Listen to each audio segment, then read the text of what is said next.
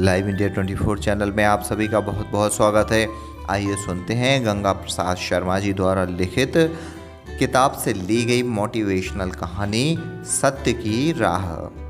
एक चोर था। एक दिन उसे एक महात्मा मिले। महात्मा ने उससे कहा कि अगर वह हमेशा सत्य बोले तो उसका कल्याण होगा। चोर को यह काम कठिन नजर आया। चूँकि वह महात्मा से बहुत प्रभावित हुआ था, इसलिए उसने उनकी बात पर अमल करने का फैसला किया। एक दिन वह महल में चोरी करने के लिए गया। बाहर निकलते ही वह पकड़ा गया। द्वारपाल ने पूछा, तुम इतनी रात में यहाँ क्या कर रहे हो?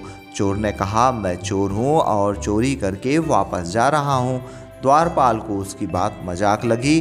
वह हंसने लगा। उसने चोर के हाथ में पोटली देखी तो पूछा, इसमें क्या है? चोर बोला, इसमें रानी के गहने हैं। द्वारपाल ने पोटली खोली तो उसमें सचमुच गहने थे। चोर को अगले दिन राजा के सामने पेश किया गया।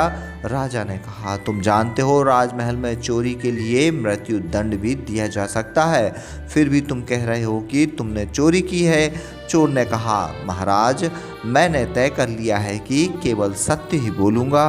राजा ने कहा, अगर अभी भी तुम कहो कि तुमने चोरी नहीं की है तो तुम्हें माफ़ किया जा सकता है।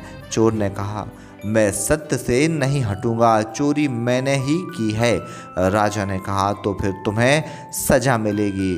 तुम्हारी सज़ा यह है कि तुम आज से हमारे मंत्री रहोगे। तुमने व्यवस्था में चोरी करना शुरू कर दिया था, लेकिन तुम में सत्य को अपनाने और उस पर टिके रहने की शक्ति है। मुझे ऐसे ही लोगों की आवश्यकता है।